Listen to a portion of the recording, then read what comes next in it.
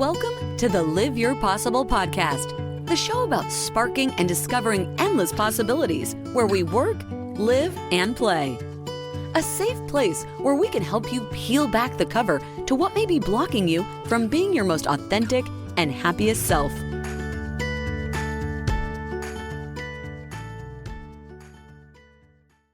Dr. Anthony Perkins, welcome to the show. He's an educational expert and leader, author, CEO, and podcast host. He has served as an educational leader for 3 decades in the capacity of school teacher, vice principal, principal, district director, school district superintendent, and university professor. He holds a master's degree in education with an emphasis in diverse learners and a doctoral degree in educational leadership.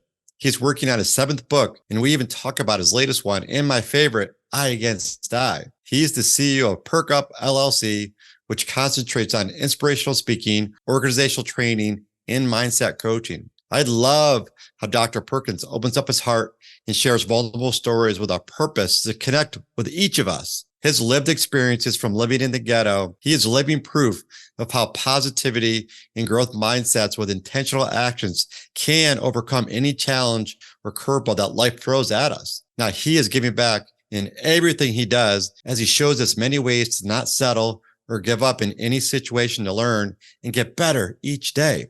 What an inspiration and spark. Enjoy the show.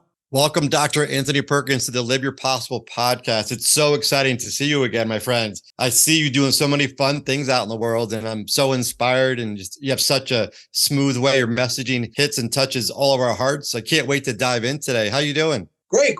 Thank you so much for having me on your podcast. I've been watching your episodes, so I'm excited to be here. Thank you for the opportunity.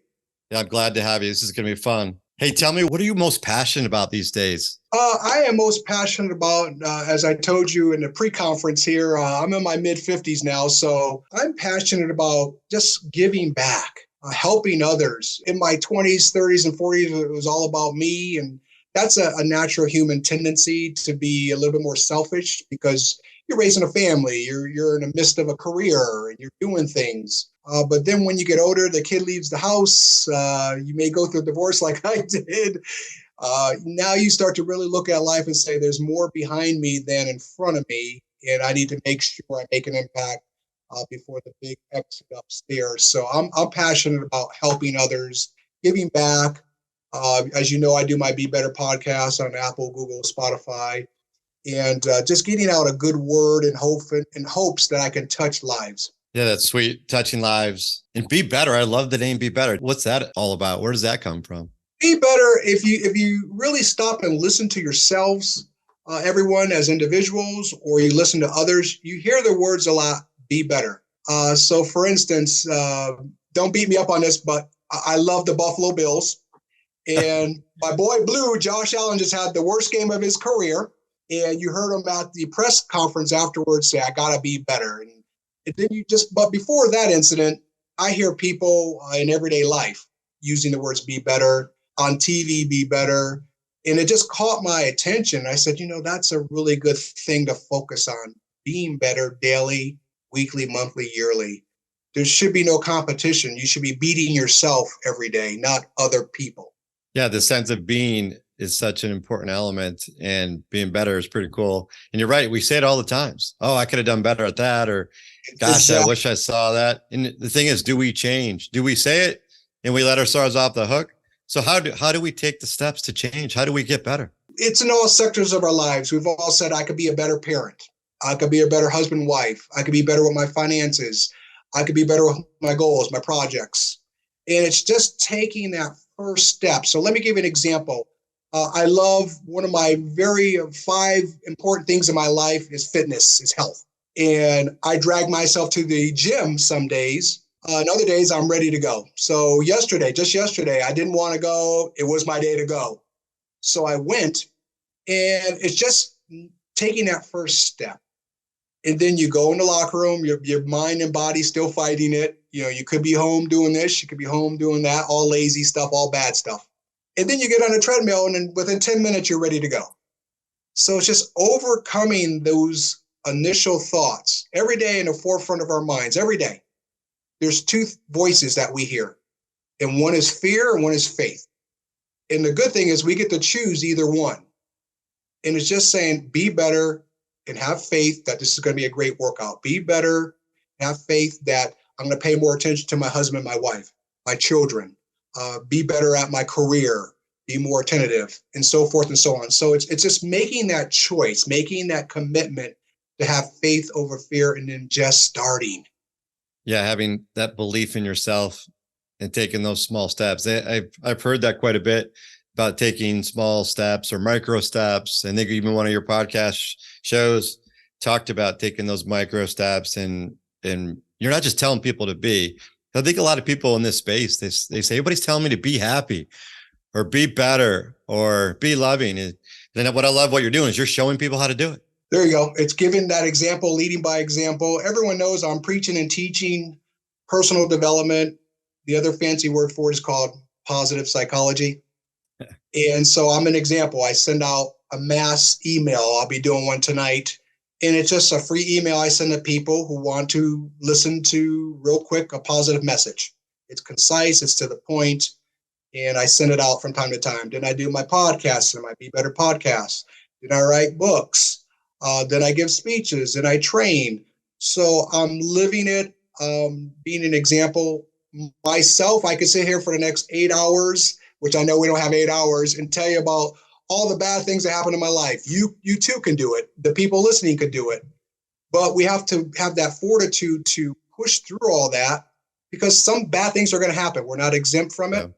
And just be better. And so when I get like a job rejection, I go, okay, that's fine. I let it roll off my shoulders. That rejection is getting me to my better project, my better engagement, my better gig.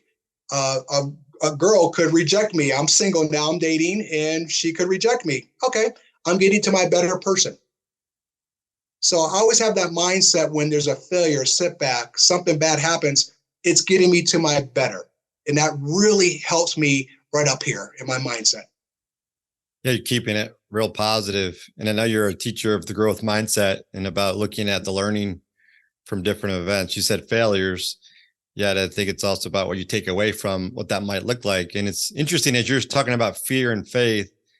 I just wonder about people that are maybe not willing to take this path with us about positive psychology or willing to get better. You know, is there a fear of not being able to get better, or is there a path where maybe I don't believe in sort of something better and I might as well just be stuck or be negative or just be divisive? I don't know. What do you think? Yeah, I agree with you. As we're younger, we struggle with our emotions because we're just developing. We're a little immature. But there comes a time where there's a benchmark where we have to transition into controlling our emotions. Most of us make it to that point. Some adults still don't make it to that point. And we have to say, okay, my life was bad in the past. I can't have that bad impact me in my future. So I'm going to give you a personal, really, really personal example. And not a lot of people know about this. To this day, I'm almost 56. To this day, I don't have a relationship with my mother. I met her once when I was 13 for a month and didn't know her before that and haven't seen her since. I don't know if she's alive or dead. She should be around 72-ish. Now, I could take that personally and have a bummed out life, poor me party, pity party. But I choose to, again, that's her loss. I'm going to pursue better in my life.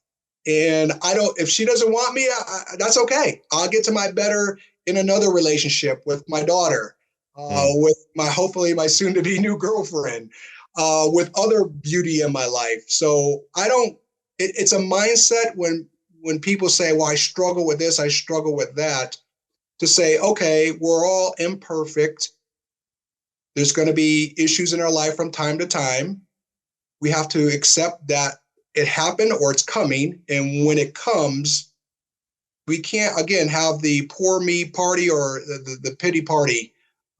We just can't. We have to say, I'm going to choose to push myself to be better. And it just comes down to a mindset, a decision to say, nope, I'm not going to deal with this. I'm not going to let it impact me. Yes, emotionally it bothers us for a little bit, but after 24 hours, we have to move on. We have to give ourselves permission to move forward and move on. So it's a mindset, it's a decision. Yeah, it's never easy. I think it's good to get to that place, and there's probably different time frames depending on the severity of certain events. I sometimes will tell my son, if he doesn't make a point in tennis, you got 3 seconds to get over it. You got to move on if you want to have a chance to move forward in the match. And if you have a death or a loss of a relationship, it may take it a little bit longer. And I love your message about, and it's a good one for all of us. We've have relationships that are new or change or break up, or we've had some history maybe with our parents or not. And it's like, how do we do better for the next generation? Like you said, with your daughter, how do we do better for them? How do we do better for both of us? Because we'll all get better, and then they'll do better for the next generation. So I think it's such an important message. And I'm curious too about your mother. Had you both tried to seek each other out and just can't find her, or did you kind of let her go, or did you give her a sense of forgiveness and compassion? Like, how did you go about that to get to where you are? Well, the beef of the story goes like this, and I don't mind sharing it on a podcast because I'm in a mode where I want to teach others and give back. And if someone can glean a word or two that helps them out, that's the goal here.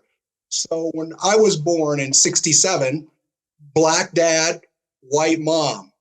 So to prejudiced people, ignorant people, black and white was a no-no. Yeah. So right there in the hospital, my dad told me the story. It was day 2, day 3. They're leaving. The nurse comes up to them and says, "Okay, where's little Anthony, gonna go?" Because my dad was 17, my mom was 16. And so obviously they didn't have their own home. They lived with their parents. So, and I'm not trying to make this a white-black thing. That's not the point here, folks. Don't take it the wrong way. So the white side of the family said, no, we're not going to have a black baby in the family. The black side said, yes. But my dad was 17. He wasn't 18, an adult. So they put me in a foster home. So back in those days, there was no internet, social media in 1967, all that stuff. So luckily, the foster home was a few towns over. And through word of mouth, my dad searching for me, he found me. They didn't tell him where I was at. Thank goodness. So he wasn't able to. He had to adopt his own son from the foster home. I think I was like 3.5. Oh, my God. Still had a diaper on and all that stuff. So I appreciate that. He's passed away now, rest in peace. And appreciate he searched me out. Yeah, he didn't beautiful. have to. He could have said, my hands are clean. It didn't work out, yada, yada, yada. So he searched me out. I was raised on the black side of my family. Again, not trying to make this a white-black thing, just telling a story. And then 13 years later, my dad was in contact with my mother and said, "Hey, would you like to meet your mom?" Well, heck yeah, sure. Who wouldn't want to meet their mom? So we had a relationship for about a month, and then she just chose to disappear again. I tried to seek her out a few times and no response. And I've just always, in my earlier years, my grandmother was my mother. Yeah. So I had that loving sense from a woman, in a sense from my grandmother. So I think that carried me, and my grandmother was a minister too. So that really helped, being in church a lot, exposure to God and faith. And then as I got older, it just didn't faze me, and I didn't use it as others may use it to be like, again, a poor me thing, a pity party thing and all that. I just said, I'm just going to keep moving forward in my life. And so, yeah, that's kind of I'm connecting the dots for you with the mother story and how it all came about. Yeah, I mean, like you said, it's your loss. It's unfortunate. And, God bless your dad. It's wonderful that he has a heart like yours, caring enough to do something about it and seek you out. And, I think you're definitely a strong-willed, loving person. I know I've met you. We've talked several times. The work and the messaging you're putting out there, you're definitely getting better every time you put something out there. You're growing with each conversation. You're growing from each interaction and different life events. And a big part of the show is folks overcoming these tough life events, or maybe ones that light you up in a different way. So I don't know if this was the big one that got you to where you are in your thinking and your beliefs, or are other things that got you to where you are today? What's got me to where I'm at today, a couple of things. I'm a man of faith. And I'm working on it every day, every month, every week. So that's helped me. And also the mental hunger of the lack of throughout my life. Mm. So being poor, I was raised in a family where it was me and my dad at first, and then he married someone who brought into the relationship 2 kids. Then they had 2 kids, and I was the oldest. So we were very poor, welfare, lived in ghettos. The beautiful state of Connecticut where I grew up is gorgeous, but they also have ghettos too, like every state. True. And we tend to find a couple of them. And so living in, high crime area, roaches, that whole thing. Wow. And when I was younger, since I was the oldest, I was the dishwasher. I was the washing machine, meaning I would take the clothes in a fan every week to the laundromat, put in the quarters, do all the washing now there's 7 people in the household at this point. So that, and then the dishwashing at the end. So I always said to myself, I'm not going to live this way when I get older. When I can take control of my life, I'm not going to live this way. I was mentally hungry. So literally when I was about 13-ish, right in there, the only job I could get was a paper route. Back in those days, they have paper routes for youngsters. You could be under 16. So I delivered papers, made my little money. Then I was able to afford sneakers and clothes and things of that nature where my dad and stepmom couldn't do that for me. And then that led me to, okay, I want to get the heck out of the house. As soon as I graduated at 17, I'm gone. Tough household. My dad was, I call him at that time, a developmental dad. He made a lot of mistakes. And later in his life, he became a man of faith, just giving and loving, much better man. And then so I left Connecticut at 17. As soon as I graduated, came to Phoenix, where I live now. And just started my life. I started living with relatives. And then you graduate from relatives to roommates. And then roommates to on your own. Woo! And then on your own to getting married, having a child, and having your own house. And just all that mental hunger of I don't want to live like I lived when I was young really drives me to this day. Getting my doctorate degree. I was the first one in my family to do that. Now we have a second one who did that. And just trying to lead by example. I just called a family get-together October 21st. Our family doesn't want to get together. So I took it upon myself to call them in, and we're going to honor our elders during that family get. We have 2 elders in their 70s. Time is precious. And so we're going to do something special for them. So I'm always that's that hunger from the young things that happened to me drive me to today. Yeah, it's beautiful, beautiful story. And I appreciate you being vulnerable in what you're sharing. To your point, I hope others can understand, the passion that you have and where it comes from and how you had this mentality. Like you said, you were hungry and you were overcoming things, and it's fascinating that you maintain that. I don't know if you had like a word or a way of thinking to keep you hungry, to keep you on the right track, because I could only imagine there was definitely a lot of paths that could have taken you in different directions as you were, where you were living and what you're up against every day. Exactly. I wasn't always perfect on this journey. And, there was times where I took steps back. Yeah. And, but you just gotta keep your head up. For the people out there, just like a lot of you listening, I went through a serious medical setback 5 years ago. But you have to have, when I was going through it, my daughter said to me, "Wow, you're so positive." I said, "Well, I'm not going to be negative."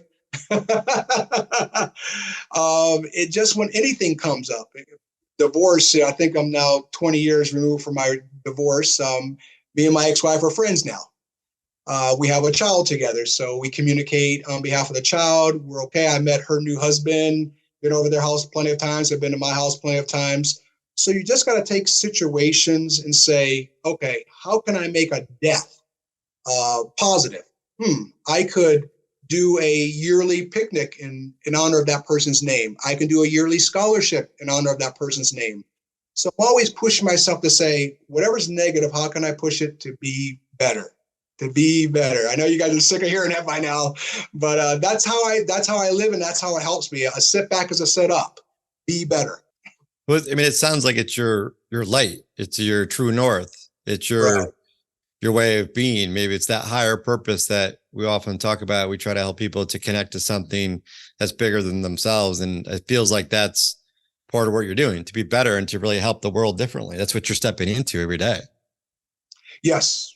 All of us step into things when we have to get up. Where do the most heart attacks happen? On Monday morning between 8 a.m. and 9 a.m. because people are stressed out of their minds. They got to get up and go to work, to a job that they don't love. So if you look at the data, that's where the most heart attacks happen, on Monday mornings at 8 a.m. Wow. Well, good thing we release this on Wednesday, so we get past that day. I know, right? Before you became this inspirational motivator, an educator, I know you're out there speaking in a lot of different forums and different schools and different businesses, which is fascinating.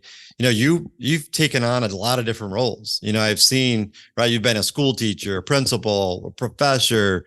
Yeah, you're consulting. I mean, tell me more about those years. And again, you're giving back. And what did you learn? What were some of your greatest teachings? Where did you focus?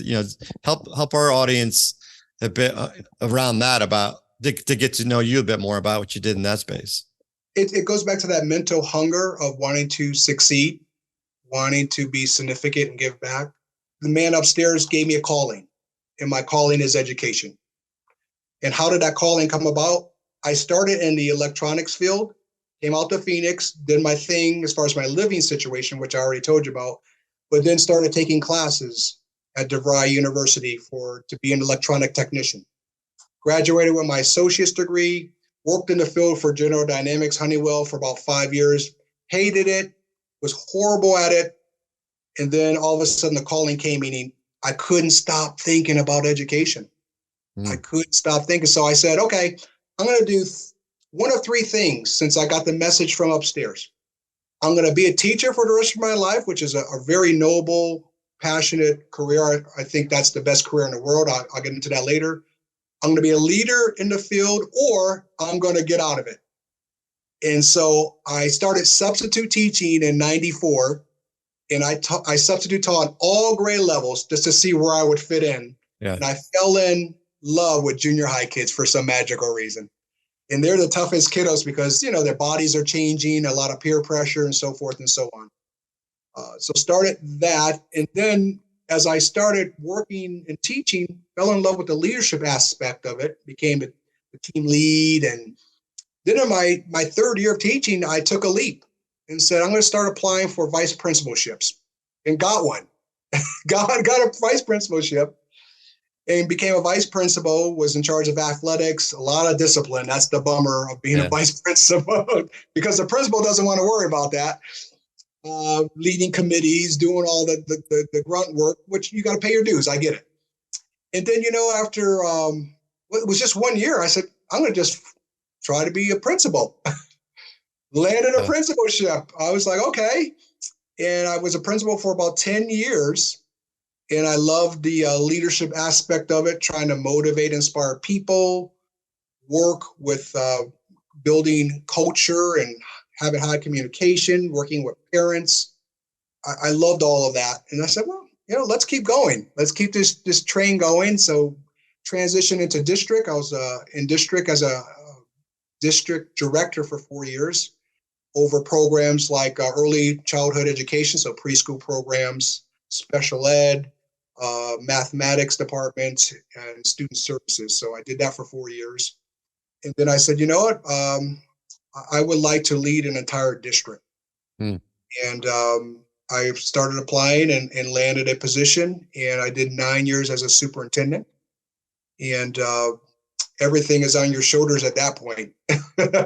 You're like in football, the general manager, the owner. You're that guy, that girl.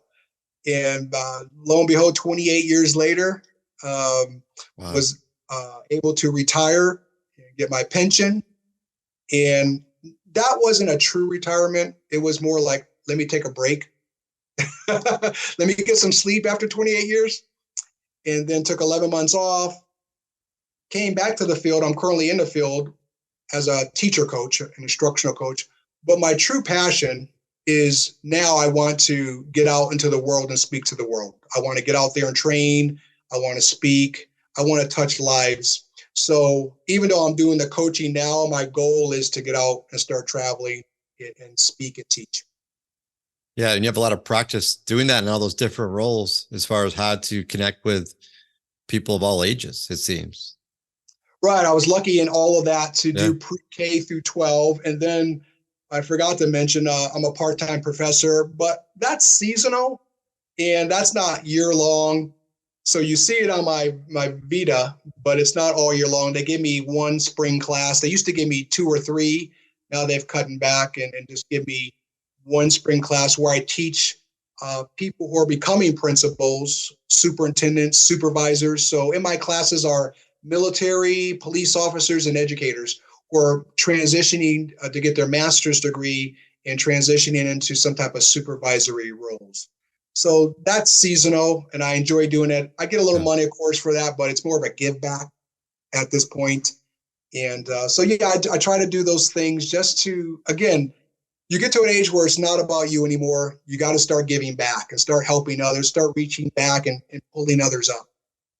Yeah, I love all that. And, God bless all the teachers out there because it is giving back. You're really helping people change the trajectory of their life, and depending on how they take it, planting those simple seeds like our mutual friend Katie Wood, right?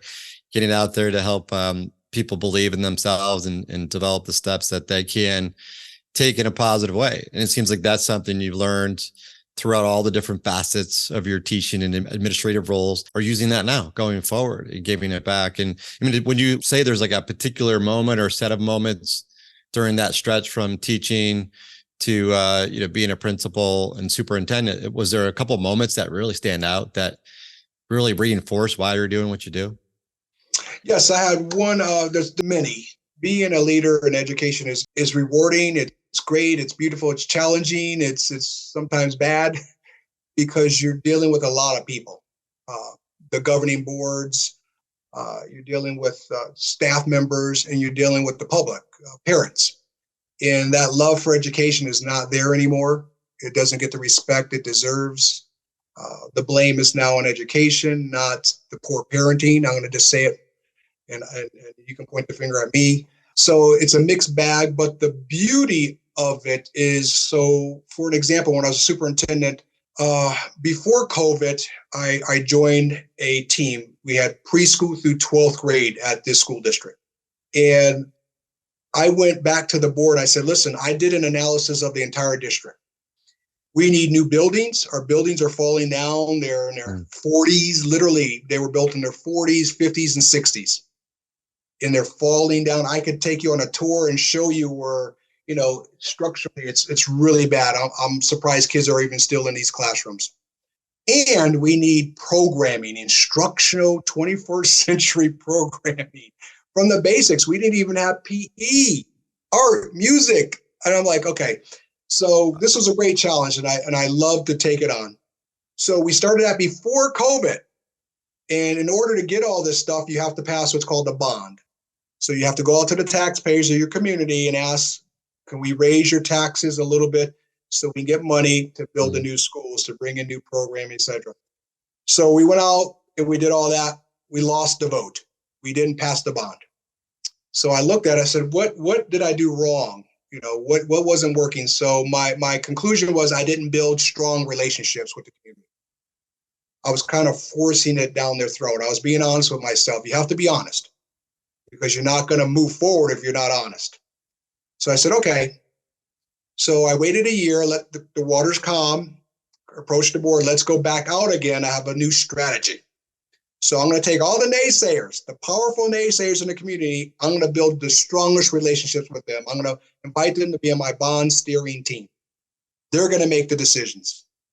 And then, so they all accepted, they came, and I filmed it. We did Facebook Live while we have these meetings. So now the public is seeing this too, because they're the leaders of the public. And so they see us working together, making decisions. They're on board, the public's on board. And I said, we're going to pass this 60-40. They said, you are crazy. You're out of your mind. We passed it by 58%, not 60. Nice. That's good. And we got the buildings and we got the new programming for our kids. But we couldn't move in because of COVID.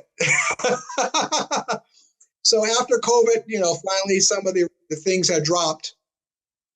What was beautiful about this journey was seeing kids in a poor community have a brand new school. And I made sure I spent all of the bond money because I wanted them to have palm trees. I wanted to have nice things, large rocks at the entrance of buildings. So they could be proud of this. So it was one of those where it finally came about. The kids went into the buildings and I walked the campus. I had walked it many times brand new without kids, but I walked it with kids and I literally almost cried. I had to kind of go behind some doors because that was a fight, a battle. It took 7 years. And that's what it's all about, fighting for that next generation or that other person, especially in a town where it has high poverty rates and kids don't see stuff like this. This is not a norm. Yeah. Congratulations on the achievement and also just connecting emotionally with the accomplishment because you see the future ahead for these kids. They didn't know that was possible. You helped create that. Yeah. That's, oh boy. Yeah. That's the big thing. It's about, again, not me. It's about helping others for generations and generations. Yeah. So yeah, that's what it's all about. And people have to stop that. It's about me stuff. There's a statement that came out, 25 years ago, I'm going to get mine. And I really dislike that statement because it's not always about you. We want to get our stuff. I get it. But it's also about other people. Yeah, I've been hearing a lot about that these days, and you're so spot on. I mentioned to you earlier, pre-show, I was at a funeral today for my wife's grandmother, and beautiful woman, is a legend, 97-year-old, passed away recently. And in today's mass, the priest talked about what you just said, talked about the importance of understanding, of getting out of your own way to be able to help out others in the world. And then that's not only going to help out these other people, it's going to help out yourself. And it's something that this woman did throughout her whole life. She welcomed people into her house, very inclusive, very loving, would have pots of coffee ready from 6 a.m. to midnight if she could, because she loved just bringing all people into her home. And, we celebrated her a bit today, and we'll continue to carry on her legacy. But if we could all just think about that for a second, let's get out of our own way and help out other people, because that'll truly light us all up. And it's everything you're saying here, and I love it. And to me, it ties a bit to the fact that I think you're writing your 7th book, and we have the 6th book behind me here, I Against I. And I'd love for you to talk about what you're giving us here. And, it's another gift of yours. This is, I think, the 6th book, if I have that right. Yes. I loved it. And I love if you could just describe a little bit about what this book gives us and what you hope the reader takes away from it too. Very sorry to hear about your loss. That's you don't see that anymore, where people welcome other people into their homes, having coffee or tea ready all hours of the night. I wish we could get back to that. So sorry for your loss. Thank you for that. I guess getting out of your own way to succeed basically hits on when we compare, which is a bad thing to do. We do it 2 ways.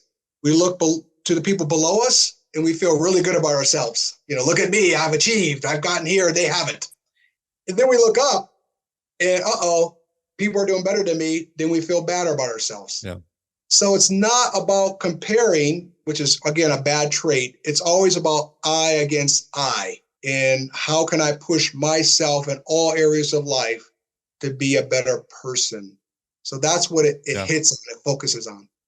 And one of the things I love too is you have so many fun exercises in here, right? You can take notes and you're asking some good questions to reflect. And I like this thing you asked us to consider, which is, and I apologize to reading. I know you've said that on your show, so I'm going to say the same thing. It's okay to read. It's okay to read. There's good times. There's good times to read. I just want to get it right. I just want to get it right, All right. You did not have to compromise to be recognized. People will respect you more for being authentic. I love that. There you go. There you go. Tell us There you more go. about that from your perspective. Yeah, I see it all the time in my career with people just not practicing integrity, and they just compromise. They take the easy right route out, and instead of saying, I'm going to do something that's purposeful, real, it may have consequences, but I know it's the right thing to do. So not dropping your integrity and doing the right thing, sticking with it. As you have the book in front of you, I do too. And so I have part one is I excuses, I time, I people, and so forth. And I go through 10 of those where I focus on those specific topics and really just say, overall, it's about you against you. You are only, and I said this earlier, the only person you should be beating is yourself every day. Yeah. How can I be better today than I was yesterday? Yeah. And it's like, back to just to tie a few things together, having faith that, we each are possible. We each are capable. You say that in the beginning of the book, that we're capable, and it's about our own mindsets. And it's really getting around that fear of what we're afraid of being our true selves. You talk about being authentic. I think a lot of people are afraid to be authentic because we're told to be somebody else, or we're told to act a certain way, and we're afraid to be vulnerable. I was always taught to never say, I don't know, or never ask for a lot of help. And that's something I realized was setting me back when I wasn't being vulnerable and inviting the world in, because I was pushing too many things away. And so, I reflected with it in this book so many times about my purpose. Like, you really helped me see, remind myself of, why am I doing what I'm doing? And it's back to what we've been saying, even back to my wife's grandmother, Rita, just about, let's get out of our own way. So if I don't get around myself, then how can I help out the world? And if I can't help out the world, then I'm really not going to grow, because that's how we get expansion and growth for not only ourselves, it's the people around us. Everything I believe you're saying. And if this isn't 100% the mind and the body, I call it my machine. If your machine isn't 100%, how can you be 100% for your loved ones? Yeah. Or your peers at your job, for the world when you're giving positive messaging via podcasts, books, etc. Yeah. So getting out of your way and saying, okay, I'm not going to compare to others. I'm going to do my positive thing, and then sharing it with everyone. Love it. And one of the things I recall from the book too, and I was looking for the sign that I have, but I think I threw it out because I wanted to get your reaction just by showing you the sign and just to see. But I'm going to give you the phrase. Okay. So I'd love to get your reaction and what this means to you. Are you ready? Okay. It is what it is. I knew you were going to say that. I knew. Oh man, you got me going now. So I know where you're coming from. To the world, thank you for letting me say this. To the world, please stop saying that.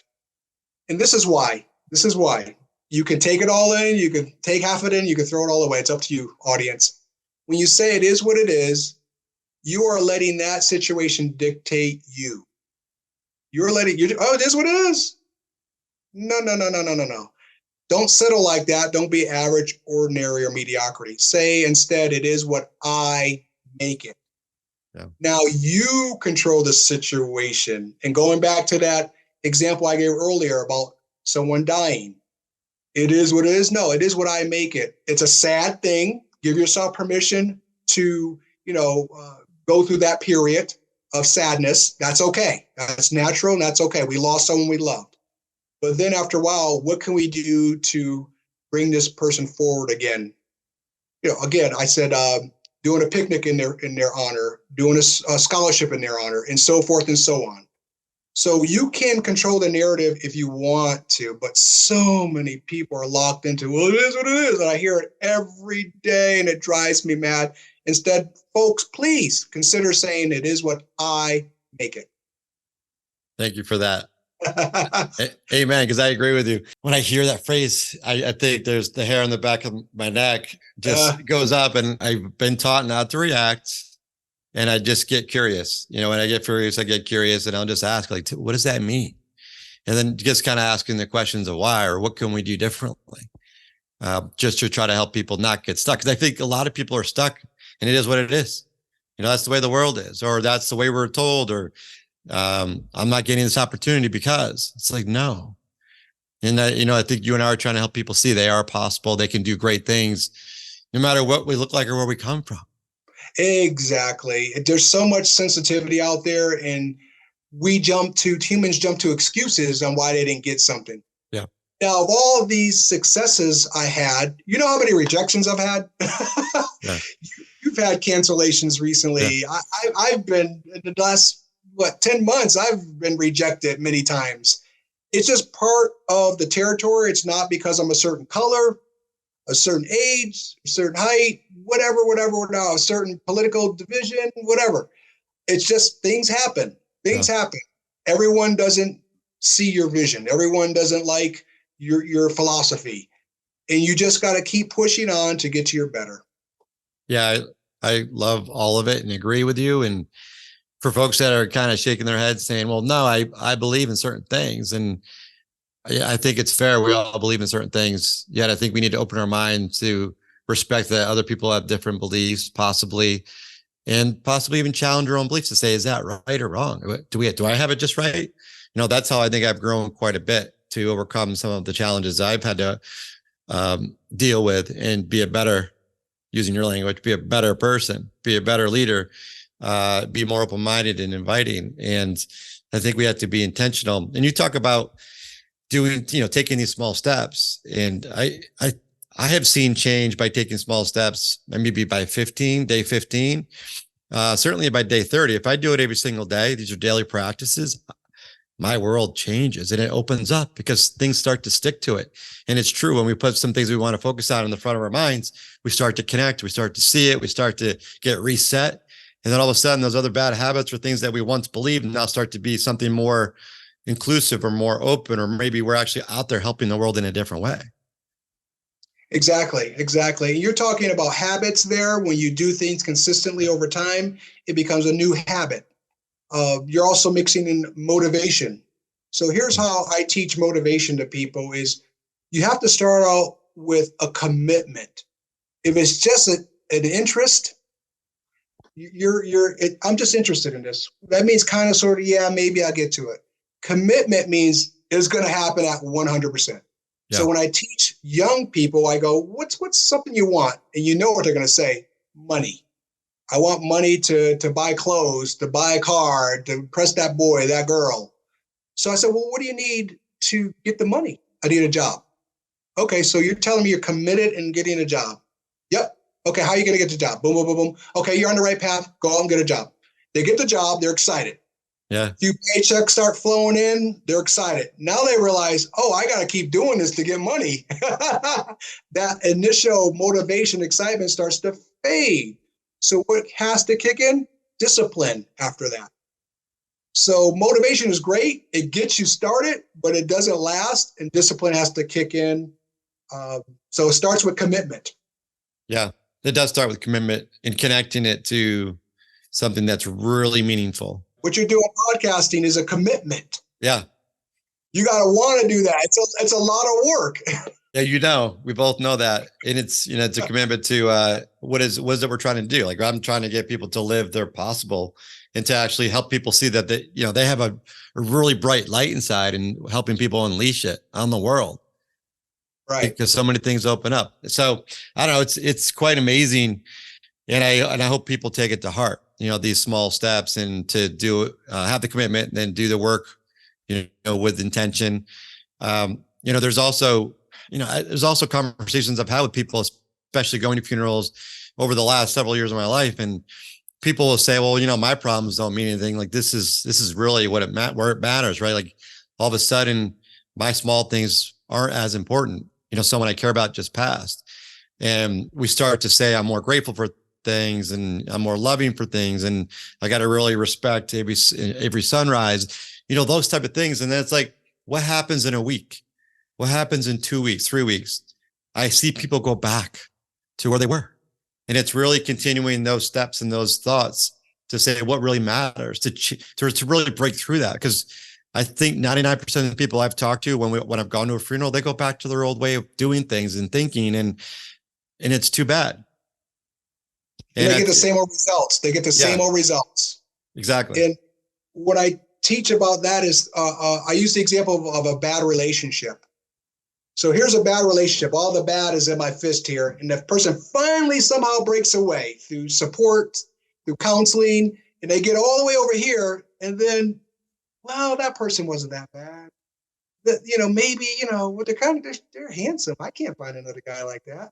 And they talk themselves about going back, and I stop them there and I go, now remember the pain over here? Remember this pain? Do you want to go back to pain? Oh yeah, I don't want to go back to that pain. So it's just, you get comfortable, and I think you let your guard down, and you forget why you left to begin with, the pain, all the bad stuff, all the cheating, et cetera, et cetera. And so you just have to stay the course. And again, that's where discipline comes in, to say, and I tell them, the farther you are away day by day in your mindset also, you're going to break away finally. You're going to finally break away. So yeah, a lot of people get here, they leave. Well, it wasn't that bad. And they go back, and then the guy's great at first, and then the pain starts again. Yeah.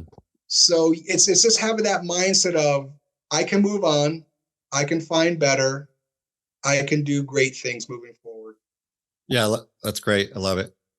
It kind of reminds me of my brother-in-law had a statement for me. It's in my book. And it's simple. I love it. I just smile every time. If nothing changes, nothing changes. Yeah, I have that too. I found it somewhere. That's awesome, isn't it? Yeah, it's great. Nothing changes. Nothing changes. And it's so simple, isn't it? Yeah, it's kind of like a Yogi Berra-ism. It's one of those. Yeah, no kidding. Yeah, wait a minute. It's kind of true though. It's spot on. It's the common sense stuff. I always say common sense isn't common practice. It should be. It should be. It's not always practiced. No. Yeah, we know, all of us know as humans, no matter where we're at in life, if we're poor, middle class, rich, we all know common sense things. And sometimes common sense isn't common practice. Yeah. And similar to what you said earlier, it's not about being right. It's about getting it right and doing the right thing. And you're doing that in so many ways, with your books. You're out there speaking. Your podcast is awesome. Yeah, as you think about what you're doing out there with different speaking engagements, I'd love for you to share something that really resonates out there right now with our audience. What is top of mind for you that you really hope someone could take away from today? Maybe it's a tip, maybe it's something we've already talked about, maybe it's something you're out there speaking about. And, I hope your speaking engagements continue to pile up, because I know you're making a lot of great momentum and progress there. So I'd love for folks to get a little taste on something that you're really passionate about. Passionate about a countless, endless topics, but one I will bring to the forefront that I love talking about, and I hope people really stop and listen, is time. I do a podcast on Be Better with Time. And from that podcast, I even learned more things, and I'm going to do another one eventually on time and how precious time is. If you look at the current statistics, and depending on what research you pull up, we have 76.4 years. Other research will say 77, others 78, 79. So I just say 76.4 years. What are we doing in those 76.4 years? So I say, how old are you now? Then subtract it from 76.4 years. And that's how many I call summers you have left. So how many summers, audience, do you have left?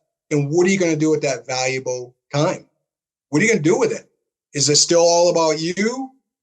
Or is it going to be a mixture of you and you giving back, being significant to others? And that's what I'm asking people to just look at time. How many summers do you have left? And being really positive and productive within that time. I can go on, but I break it down. I do like a 30-minute spiel on it and all that. Yeah, that's a great start too, to think about the summers. I'm sitting here going, oh my gosh. So I got 23 to focus on. I got like 21 or something like that. Yeah. So I'm sitting there going, that's why I said earlier, there's more life behind me than in front of me right now. So, one, I'm making right so I can make it to the upper room. But two, I just want to be a good person, period. And just help others. And that's my goal, my mission, my vision right now in a lot of different ways. And I'm having fun with it. I think personal development is just a beautiful thing. Some call it, again, positive psychology, whatever you call it. It's all good. And it's helping yourself improve. It's helping others improve and just pushing yourself to be better. Yeah. You know what? You're a human healer, and you're doing a wonderful job at it. And I couldn't be more grateful to know you. And yeah, I'm honored to have you on this show. And, before we drop off, is there anything else you wanted to share with me and the audience? Is there anything that's kind of top of mind you wanted to make sure people heard? Just thank you so much for this opportunity. I really, really appreciate it. I appreciate you. I love the work you're doing. Keep pushing yourself. Keep pushing yourself. You're getting, like you said to me, you're getting better and better as you do it. You kind of look at your work and go, okay, I can do this.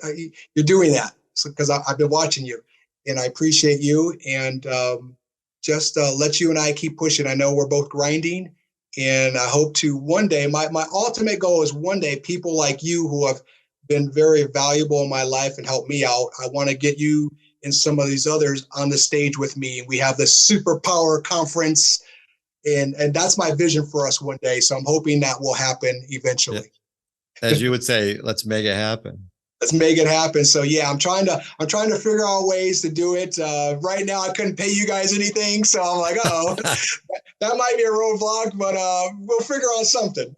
It's about giving back, right? But no, seriously, it's you've been wonderful, and I appreciate your friendship and all your support. And I look forward to us being on the same stage and helping out more people out in the world. So thanks for being you. Keep being authentic, and I look forward to our next chat. Yes, me too. Thank you. God bless. What a thrill to have my friend, Dr. Anthony Perkins, on the show. He has something special going on over there in Phoenix. The faith he has in all of us is inspiring, and the belief that we are all capable is motivating. Follow some of his many tips on just not being better, yet how to be better and living your best life. He challenges us to commit to something with a purpose and to practice small steps to avoid that is what it is trap and connect with what creates a mental hunger for you. Taking daily steps will fuel your heart and belief in yourself to be your happy, authentic self and live your possible, just like how Dr. Anthony Perkins has modeled for us all throughout the show. Have a great day and live your possible.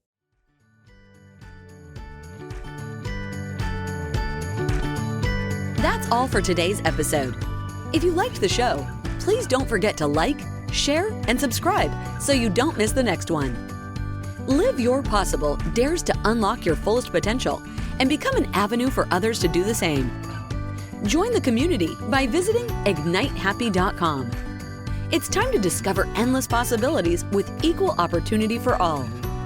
See you again next week for more insights on how you can live your possible.